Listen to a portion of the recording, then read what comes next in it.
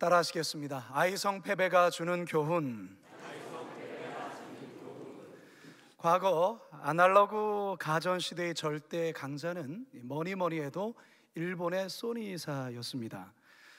제가 고등학교 다닐 때에 소니에서 나온 제품 중에 손바닥만한 카세트 녹음기가 있었습니다. 이 워커맨이라는 요건데요, 이거 참 대단했습니다. 이거 들고 다니는 친구들 정말 부러워했었는데요. 소니사는 이처럼 이 워크맨을 비롯해서 참 많은 히트 상품을 오랫동안 만들었습니다. 근데 제품이 나올 때마다 소위 말해서 대박을 쳤습니다. 특히 1968년도부터 생산한 브라운관 TV, 트리니티론이라는 이 TV는 참 대단했죠. 여러분 이 TV 아십니까? 이게 좀 못 사셨습니까? 이거 가지신 가정들은 좀 사는 가정이었던 것 같습니다. 어쨌든 이 TV, 트리니티론 TV는 소니를 TV 시장 세계 1위 자리를 올려놨습니다. 국내 가전 업체들이 이 소니로부터 관련 기술과 이 부품을 도입하려 했지만 당시 소니는 상대조차 해주지 않았습니다. 승승장구하며 다양한 분야로 사업을 크게 확장시켜 나가던 기업 소니가 어느 날 갑자기라는 표현처럼 급격히 몰락했습니다. 급기야는 2012년 글로벌 신용평가사 무디스가 이 소니의 기업 신용 등급을 투자 부적격으로 강등할 만큼 몰락하게 됩니다. 이 같은 사실은 많은 사람들에게 대단한 큰 충격이었습니다. 왜냐하면 아무도 예상치 못했던 일이기 때문에 그렇습니다. 그래서 그 당시에 이런 책이 출간되기도 했죠. 무엇이 소니를 추락시켰나? 사랑하는 성도 여러분, 기업도 그렇고 사람도 그렇고 세상 만사가 이와 비슷합니다. 한 시대를 풍미했던 기업들이나 한 시대를 열광시켰던 인기 스타들이 어느 날 어느 순간 바람처럼 사라지는 경우들이 있습니다. 그런데 그처럼 사라지는 데는 나름의 이유가 있습니다. 오늘 본문에서 이스라엘 백성들도 마찬가지입니다. 도무지 건널 수 없는 요단강을 기적처럼 그것을 건넜고 난공불락의 여리고성을 믿음으로 무너뜨리며 승승장구했던 이스라엘 백성들이 너무나도 어처구니 없는 패배를 당하고 맙니다. 전혀 예상치 못한 패배의 이스라엘 백성들 모두가 소위 멘붕에 빠지게 됩니다. 그런데 이들이 이처럼 패한 데는 나름의 이유가 있습니다. 바라기는 아이성 패배를 통해서 오늘을 살아가는 우리들에게 말씀하시는 하나님의 살아계신 귀한 음성 듣게 되기를 주님의 이름으로 축원합니다. 따라 하시겠습니다. 자만에 빠지면 패합니다. 이스라엘 백성들이 멋지게 함락한 여리고성은요, 사실 막강한 군사력으로도 무너뜨리기 대단히 힘든 난공불락의 성입니다. 전에도 말씀드렸지만 이 고고학 자료에 의하면 여리고성은 아주 튼튼하고 견고한 외벽과 내벽 두 겹으로 되어 있을 뿐만 아니라 외벽과 내벽 사이에 급격한 경사를 이루기 때문에 어떠한 적도 쉽게 함락시킬 수 없는 성이었습니다. 그런데 이 철옹성 같은 여리고성이 이스라엘 백성들 앞에서 속절없이 무너지고 말았습니다. 언약궤를 앞세워 이스라엘 백성들이 7일간 여리고성을 돌고 마지막 날 여호수아의 지시에 따라 승리의 함성을 질렀을 때 땅이 흔들리며 이 여리고성이 급격하게 무너져 내린 것입니다. 이 같은 기적의 사건을 통해서 하나님은 이스라엘 백성들로 말미암아 앞으로 전쟁을 수행할 때마다 이 믿음의 원리를 사용하면 백전백승하게 될 것이라는 그와 같은 확신을 이 사건을 통해 보여줬던 것입니다. 그런데 오늘 본문을 보면 여호수아와 이스라엘 백성들 모두가 이 원리를 까맣게 잊어버리고 있는 듯합니다. 오늘 보면 2절에서 4절 상반절 함께 있습니다. 시작. 여호수아가 여리고에서 사람을 베델 동쪽 벳아웬 곁에 있는 아이로 보내며 그들에게 말하여 이르되 올라가서 그 땅을 정탐하라 하매 그 사람들이 올라가서 아이를 정탐하고 여호수아에게로 돌아와 그에게 이르되 백성을 다 올라가게 하지 말고 2-3천 명만 올라가서 아이를 치게 하소서. 그들은 소수이니 모든 백성을 그리로 보내어 수고롭게 하지 마소서 하므로 백성 중 3천 명쯤 그리로 올라갔다.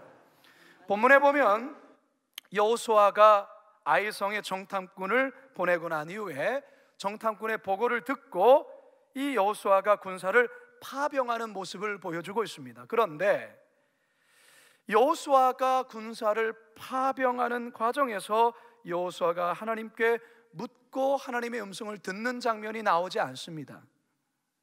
단지 정탐꾼의 말만을 듣고 병사를 급파하지요.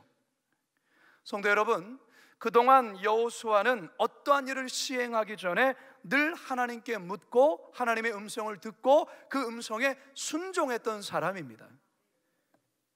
요단강을 건너는 기적의 사건이나 길갈에서 할례를 행했던 사건이나 그리고 여리고성을 무너뜨리는 이 모든 과정에서 여호수아는 항상 하나님께 묻고 하나님의 음성을 듣고 순종했습니다. 그런데 이상하게도 이번 아이성과 관련해서는 그런 모습이 보이지 않습니다. 왜 그랬을까? 우리가 방금 읽었던 3절과 4절에서 그 단서를 발견할 수 있습니다. 다시 한번 3절과 4절 상반절 읽습니다. 시작. 여호수아에게로 돌아와 그에게 이르되 백성을 다 올라가게 하지 말고 2-3천 명만 올라가서 아이를 치게 하소서. 그들은 소수이니 모든 백성을 그리로 보내어 수고롭게 하지 마소서 하므로 백성 중 3천 명쯤 그리로 올라갔다가 상대적으로 약해 보이는 아이성을 보자 아이성 전투의 병사 전체가 투입될 필요가 없다고 판단된 겁니다. 2-3천 명 정도만 돼도 거뜬히 우리가 이길 수 있다는 그와 같은 자신감이 있었습니다. 이것은 여호수아도 그랬고 이스라엘 병사들도 그랬던 것이죠. 그런데 성도 여러분, 이스라엘 백성들이 여리고성 전투 때에 군사력과 병력의 많음과 탁월한 전략으로 이겼습니까? 아니지요. 철저한 믿음의 순종으로 이긴 것 아닙니까?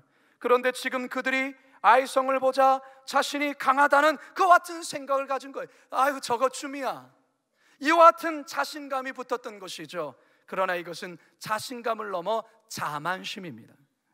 하나님이 가장 우려하는 것이 바로 이것입니다. 이게 바로 자만심이라는 것이죠. 성도 여러분, 자만심이 마음에 들어오면 우리 안에 큰 착각을 일으키는 두 가지가 있습니다.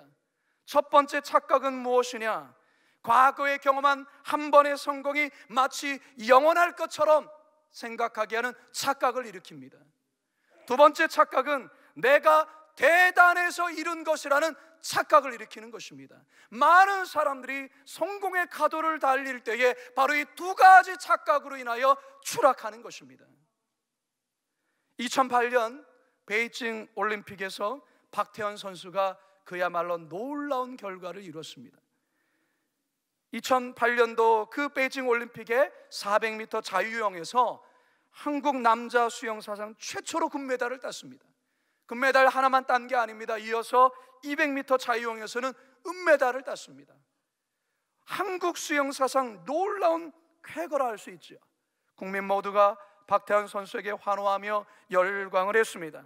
그런데 그 다음해인 2009년 로마 세계 선수권 대회에서 박태환 선수는 전 종목 예선 탈락이라는 수모를 겪게 됩니다.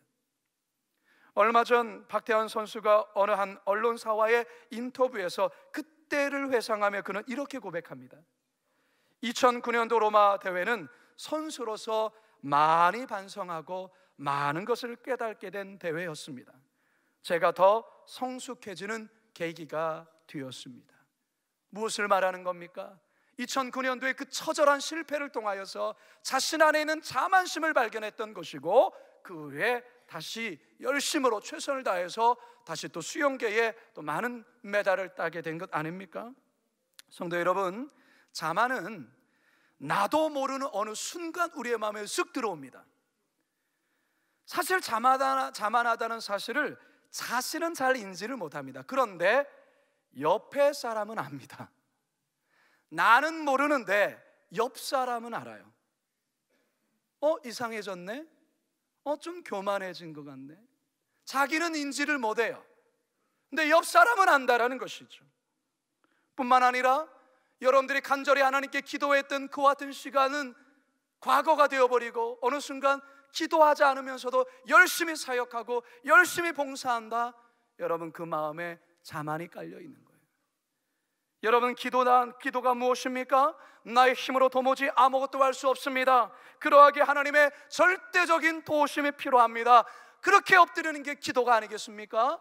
기도하지 않는다라는 것은 하나님의 도움이 없이도 얼마든지 할 수 있습니다라는 그와 같은 자만이 깔려 있는 거예요. 성도 여러분, 자만하면 처참히 패합니다.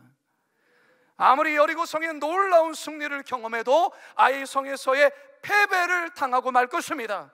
바라기는 내 안에 숨어있는 이 자만심, 어떤 것인지 이 시간 성령의 조명하심 가운데 깨닫는 시간이 되어지길 바라고, 회개하여 승리하는 삶 되기를 주님의 이름으로 축원합니다. 두 번째 한번 따라하겠습니다. 탐욕에 빠지면 패합니다. 하나님께서는 이스라엘 백성들이 여리고성을 함락할 때 반드시 지켜야 되는 아주 중요한 명령을 내리셨습니다. 그것은 여리고성을 칠 때 여리고성 안에 있는 어떤 물건도 개인적으로 절대로 취해서는 안 된다는 명령이었죠.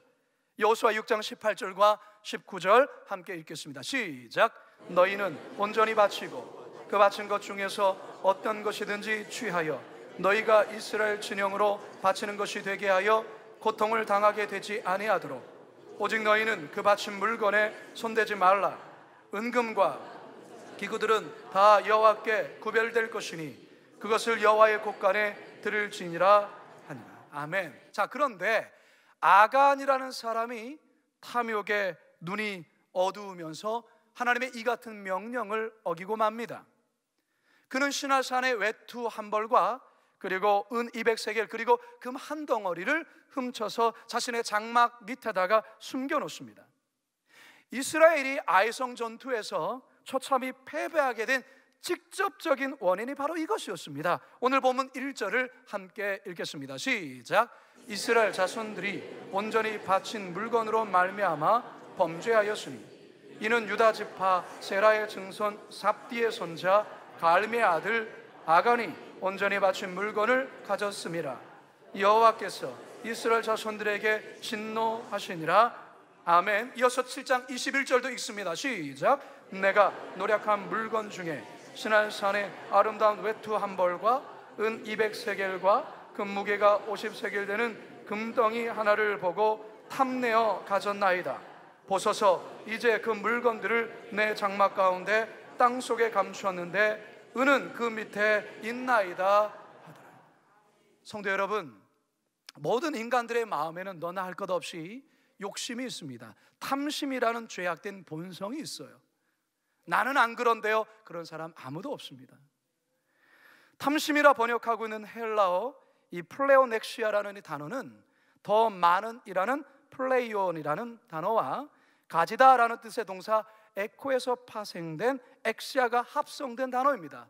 그래서 이런 뜻을 갖죠. 자기 분에 넘치도록 더 많이 가지려는 욕심, 이게 뭐라고요? 이게 탐심이라는 거예요. 탐심은 끊임없는 욕망과 욕심에서 비롯됩니다. 탐심은 물질에 대한, 돈에 대한 욕심으로 나타나기도 하고요, 권력에 대한 욕심으로 나타나기도 하고요, 자리에 대한 욕심으로 나타나기도 하고, 성공에 대한 욕망으로 나타나기도 합니다.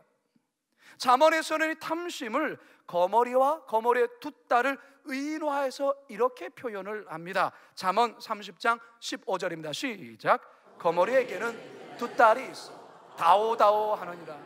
족한 줄을 알지 못하여 족하다 하지 아니하는 것 서너시. 여러분, 거머리 잘 아시잖아요. 거머리가 여러분 종아리에 달라붙으면 그게 잘 떨어집니까? 얼마나 피를 딱 달라붙어서 빨판으로 빨아들입니까? 욕심, 탐욕이 바로 이와 같다라는 것이죠. 여러분, 탐욕에 빠지면 죄의 욕망과 본능이 시키는 대로 살아가게 됩니다. 그래서 일찍이 하나님께서 이스라엘 백성들에게 이 같은 인간의 탐심을 다스릴 것을 십계명에 새겨놓으셨죠. 출애굽기 20장 17절입니다. 시작. 내 이웃의 집을 탐내지 말라. 내 이웃의 아내나 그의 남종이나 그의 여종이나 그의 소나 그의 낙이나 무릇 내 이웃의 소유를 탐내지 말라. 아멘. 많은 사람들이 바로 이 말씀을 지키지 못함으로 패망하는 것 아니겠습니까? 인생에서 추락하는 것 아니겠습니까? 그래서 사도 바울은 이 탐심을, 우리 크리스찬들은 날마다 그 소욕을 죽이라 말하고 있습니다. 탐심이 제가 얼마나 무서운 건지 이렇게 골로새서 3장 5절과 6절에서 말씀하죠. 시작. 그러므로 땅에 있는 지체를 죽이라. 곧 음란과 부전과 사욕과 악한 정욕과 탐심이니 탐심은 곧 우상 숭배니라. 이것들로 말미암아 하나님의 진노가 임하느니라. 아멘. 성도 여러분, 우리 자신을 한번 살펴보셔야 돼요. 우리 안에 이 탐심이, 이 탐욕이 자리하고 있는가 돌아보셔야 된다는 거예요. 탐욕에 빠지지 않으려면 우리에게 두 가지 마음이 갖춰져야 됩니다. 이걸 잘 들으셔야 됩니다. 첫 번째는 뭐냐? 자족하며 감사하는 마음입니다. 뭐라고요? 자족하며 감사하는 마음. 이 마음을 가지면 절대로 탐욕이 틈탈 수가 없어요. 그래서 사도 바울은 빌립보서 4장 12절 통하여 이렇게 설명하죠. 시작. 나는 비천에 처할 줄도 알고 풍부에 처할 줄도 알아. 모든 일 곧 배부름과 배고픔과 풍부와 궁핍에도 처할 줄 아는 일체의 비결을 배웠다. 사도 바울이 말할 수 없는 가난에도 있었습니다. 그러나 풍부에도 있었습니다. 그러나 그것이 그에게 걸림돌이 되지 않았습니다. 왜 그렇습니까? 자족하는 마음, 그리고 감사하는 마음, 바로 이 두 마음이 있었기 때문에 그렇다라는 것이죠. 성도 여러분, 여러분 안에 이 자족하는 마음을 가질 수 있기를 바랍니다. 무엇보다도 감사하는 마음을 가지시기 바랍니다. 우리들의 시선이 이미 하나님께서 주신 것으로 말미암아 감사함에 초점이 맞춰지는 것이 아니라 없는 것에만 자꾸 눈길을 돌리기 때문에 자꾸 욕심과 탐심이 자리하는 것 아니겠습니까? 감사가 회복되어야 됩니다. 따라서 여러분, 이 찬양의 가사를 늘 여러분의 삶의 기도가 되었으면 좋겠습니다. 날 구원하신 주 감사. 여러분 아시죠? 날 구원하신 주 감사, 모든 것 주신 감사, 지난 추억 은혜 감사, 주 내 곁에 계시네. 향기로 몽천의 감사, 외로운 가을날 감사, 사라진 눈물도 감사,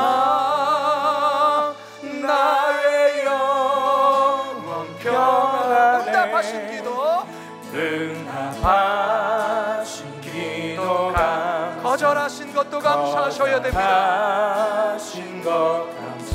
헤쳐나온 풍랑 감사, 모든 것 채우시네. 아픔과 기쁨도 감사, 절망 중 위로 감사, 증량 못하는 애 감사, 그 신사랑 감사해. 길가의 장미꽃 감사, 장미의 가시도 감사해야 됩니다. 가시도 감사, 따스한 가정, 희망 주신 것 감사, 기쁨과 슬픔도 감사, 하늘 평안을 감사, 내일의 희망을 감사, 영원토록 감사해. 할렐루야. 여러분이 찬양한 가사에 감사라는 단어가 몇 번 나오는지 아십니까? 21번 나와요. 21번. 여러분, 우리의 삶에 감사할 것들이 너무 많이 있는데 우리는 감사할 내용을 바라보기보다는 내게 없는 것에 더 집중하기 때문에 자꾸만 우리 안에 욕심과 탐심이 일어나는 거예요. 사랑하는 성도 여러분, 이 감사가 회복되어져서 탐심을 물리치시기 바랍니다. 뿐만 아니라 여러분 안에 성령 충만한 마음이 있어야 됩니다. 성령으로 우리의 마음을 채우지 못하면 결국 세상적인 욕심과 본성이 요구하는 것을 채울 수밖에 없어요. 우리 그리스도인은 결국 성령으로 충만하지 못한 데서 모든 문제가 시작되는 것입니다. 이 시간 여러분 마음에 무엇으로 가득 차 있는지 한번 확인해 보세요. 내 안에 성령으로 채워졌습니까? 자족하며 감사하는 마음으로 채워졌습니까? 아니면 여러분 안에 있는 불평과 원망과 욕심으로 채워졌는가 한번 돌이켜 보시기 바랍니다. 여러분 안에 감사가 회복되어지고 성령으로 채워짐으로 말미암아 여러분 안에 탐심을 물리치는 인생에 성공하시기를 예수님의 이름으로 축원합니다. 마지막 세 번째 한번 따라하겠습니다. 이기심에 빠지면 패합니다. 아간한 사람이 저지른 탐심이 이스라엘 전체에 어떤 고통과 어려움을 주었는지 한번 확인해 보시기 바랍니다. 4절에서 7절까지 읽습니다. 시작. 백성 중 3,000명쯤 그리로 올라갔다가 아이 사람 앞에서 도망하니 아이 사람이 그들을 36명쯤 쳐 죽이고 성문 앞에서부터 스바림까지 쫓아가 내려가는 비탈에서 쳤으므로 백성의 마음이 녹아 물같이 된지라. 여호수아가 옷을 찢고 이스라엘 장로들과 함께 여호와의 궤 앞에서 땅에 엎드리려 모래 티끌을 뒤집어 쓰고 저물도록 있다가 이르되 슬프도소이다. 주 여호와여 어찌하여 이 백성을 인도하여 요단을 건너게 하시고 우리를 아모리 사람의 손에 넘겨 멸망시키려 하셨나이까? 우리가 요단 저쪽을 만족하게 여겨 거주하였다면 좋을 뻔하여. 지금 여호수아를 비롯해서 이스라엘 장로들이 하나님 앞에 엎드려서 처참한 마음으로 하나님 앞에 눈물 쏟고 있어요. 여러분, 우리는 여기서 한 가지 의문을 갖게 되는 것이 있습니다. 아니, 아간 한 사람의 범한 죄인데 왜 이스라엘 전체가 이런 고통을 겪어야 되는가? 이런 의문을 가질 수 있지 않습니까? 네, 여러분, 이스라엘 한 사람은 그 한 사람 개인이 아니에요. 이스라엘은 한 사람이 아니라 공동체라는 것이죠. 함께 묶여 있는 거예요. 하나님은 아간의 죄악을 한 사람의 범죄로만 보지 아니하시고 공동체 전체 연대적인 책임으로 보시는 거예요. 여러분, 공동체는 하나의 몸으로 비유될 수 있습니다. 몸은 여러 지체로 이루어지지만 어느 한 부분이 아프게 되면 온몸이 아픈 것과 같은 이치를 할 수 있어요. 따라서 우리가 반드시 기억해야 하는 것이 있습니다. 그것은 무엇입니까? 한 사람의 죄가 그가 속한 공동체 전체의 성결을 오염시킬 수 있다는 것입니다. 개인의 어떤 행동이 신앙 공동체 모두에게 치명적인 피해를 줄 수 있다는 것을 반드시 기억해야 합니다. 그렇다면 왜 아간이 이 같은 큰 죄를 범하게 되었을까? 그 이유는 아간 심중에 나 하나쯤이야라는 이기심이 깊이 자리하고 있었기 때문에 그렇습니다. 옛날에 어떤 부자가 자신의 집에 거느리는 하인들 100명을 불러서 하인들이 모인 자리에서 커다란 항아리를 놓고 하인들에게 금화 한 입을 주고 또한 개인의 작은 술단지 하나씩을 나눠줍니다. 이 금화 한 입을 갖고서 돌아다니면서 가장 맛있는 포도주를 구해서 이 큰 항아리에다가 넣으라는 것이었습니다. 이 말을 들은 하인들은 술단지 하나를 들고 금화 한 입을 닫고 길을 떠났죠. 그런데 어떤 한 하인이 주인에게 받은 이 금화 한 입을 자신의 호주머니에 슬쩍 하고 나서 물을 슬그머니 그 속에 집어넣습니다. 이렇게 큰 항아리에 나 하나 물 조금 넣는다고 알아차리기는 하겠어? 이 금화는 내가 써야겠다. 잔치가 열린 날 부자는 포도주를 사러 보낸 하인들을 불러 모아두고 말했습니다. 오늘 잔치는 그동안 고생한 너희들을 위한 잔치다. 오늘 하루는 너희가 사온 술을, 이 포도주를 마음껏 마시며 즐기거라. 그랬습니다. 그리고 주인이 큰 항아리에 담긴 포도주를 모두에게 나눠줬습니다. 그런데 술을 받은 하인들 모두가 깜짝 놀랍니다. 그 술잔에 받은 것은 모두 다 맹물이었습니다.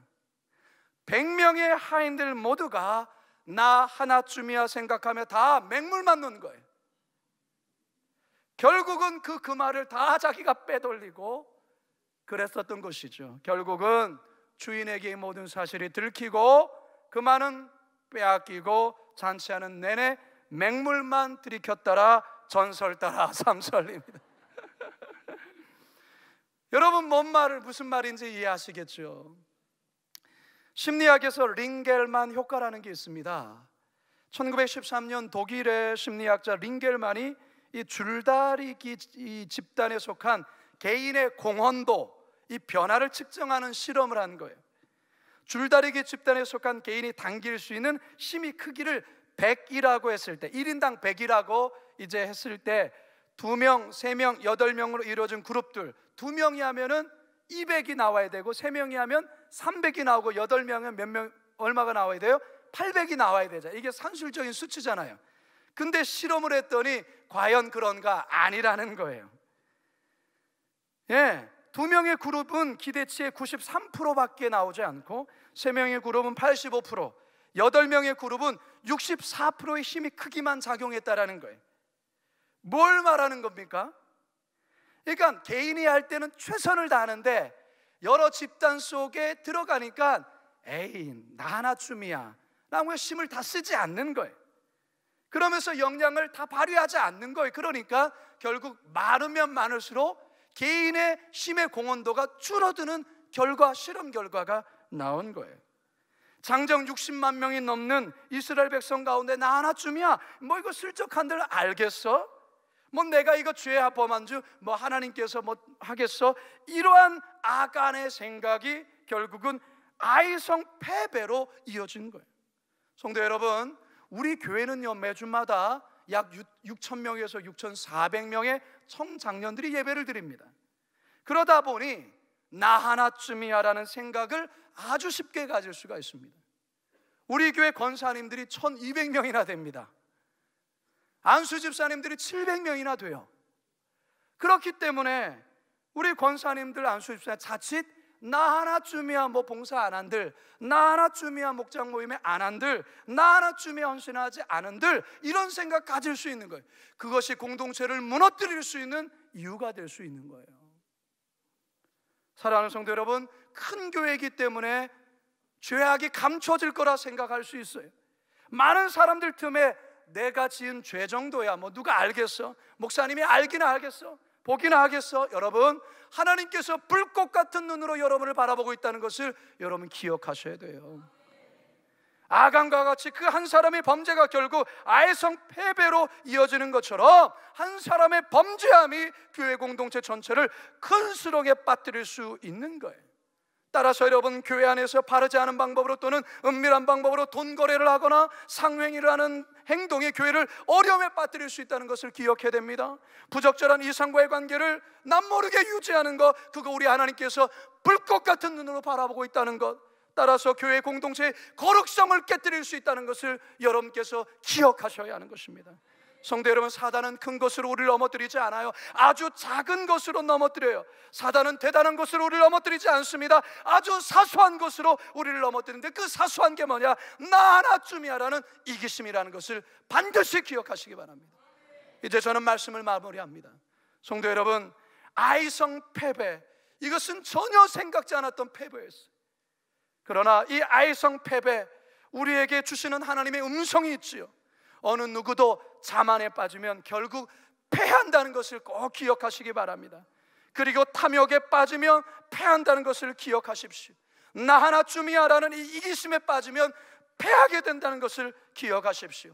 아이성의 패배가 나의 패배가 되지 아니하도록 늘 겸손하시고 늘 감사와 성령 충만함으로 마음을 채우시고 이기심을 물리치시고 탐심을 물리치시고 자만심을 물리치심으로 승리하는 우리 모두가 되기를 주님의 이름으로 축원합니다. 이 시간 말씀을 기억하며 우리 찬양을 함께 고백합니다. 주여 우린 연약합니다. 우리 말씀을 담아서, 마음을 담아서 기도합니다. 주여 우린 연약합니다. 여러분 가슴에 손을 얹으십시오. 우린 오늘은 힘겨워합니다. 주 뜻 이루며 살기에, 주 뜻 이루며 살기에 부족합니다. 우린 연약합니다. 우린 연약합니다. 주여 우린 넘어집니다. 주여 우린 넘어집니다. 오늘 또 하루 실수합니다. 오늘 하루 또 실수합니다. 주의 긍휼 구하는 죄인입니다. 우리 주만 바라봅니다. 한없는 주님의 은혜, 한없는 주님의 은혜, 온 세상 위에 넘칩니다. 가릴 수 없는 주여 온 땅 위에 충만합니다. 온 땅 위에 충만합니다. 주님만이 이 사실을 믿으시고 이 사실대로 살아가야 됩니다. 우리 그 길 따라갑니다. 우린 그 길 따라갑니다. 그날에 우리를 이루신 주는 완전합니다. 주는 완전합니다. 여러분 가슴에 손을 얹으시고 제가 기도합니다. 살아계신 아버지 하나님, 이 아이성의 참담한 패배를 바라보면서 얼마 전에 그 여리고성의 그 멋진 승리, 그 승리가 언제였는가 라고 생각될 정도로 너무나 처참한 패배를 당합니다. 주여, 왜 이들이 패했습니까? 주님 자만에 빠져서, 탐욕에 빠져서, 이기심에 빠져서 패배하니 사실 말씀해 주셔서 감사합니다. 주여, 우리는 이 아이성의 패배가 나의 성의 패배가 되지 아니하도록 늘 겸손하고 늘 성령 충만하며 늘 감사하며 믿음으로 살아가는 우리 성도들 다 되도록 역사하여 주시옵소서. 감사하며 예수님의 이름으로 기도드리옵나이다. 아멘.